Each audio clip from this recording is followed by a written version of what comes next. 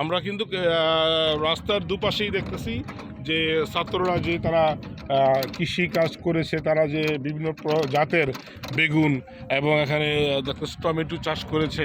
হ্যাঁ, আমরা কিন্তু আসলে এই পুরো গবেষণা ইনস্টিটিউটে বিভিন্ন ফসল কিভাবে চাষাবাদ করতে হয় এর একটি, এবং কিভাবে তারা সার প্রক্রিয়াজাত করে এটাও কিন্তু এখানে প্রশিক্ষণ দেওয়া হয়।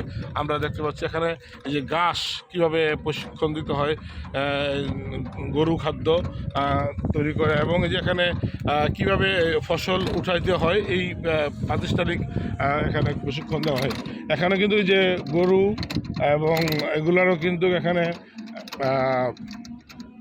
মোটা তাজাকরণ বা এটাকে কীভাবে উপযোগী করা হয় ওরকম জন্য প্রশিক্ষণ দেওয়া হয়। আমরা সামনে দেখতে পাচ্ছি এটা ছাত্রাবাস, বিশেষ করে ছাত্ররা এখানে থাকেন। ছাত্ররা এখানে থাকেন যারা বিভিন্ন জেলা থেকে আগত, যে সকল ছাত্ররা এই কৃষি ইনস্টিটিউটে ভর্তি হন তাদের অনেকেই আসলে এখানে খেলাধুলা করার জন্য এই মাঠটি তারা ব্যবহার করেন। আমরা দেখতে পাচ্ছি ব্যাডমিন্টনের জন্য কোর্ট করা আছে এবং ফুটবল খেলার জন্য গোলকিপার করা আছে। এরা ছাত্র হোটেল আমরা দেখতে পাচ্ছি।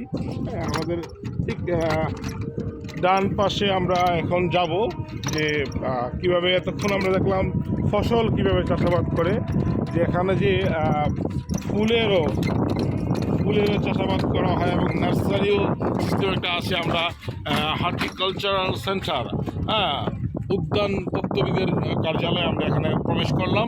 আমরা দেখতে পাচ্ছি এখানে আসলে চমৎকারভাবে কি সুন্দরভাবে তারা, কিন্তু এখানে যদি আমরা আম গাছ দেখতেছি, যে আম গাছগুলো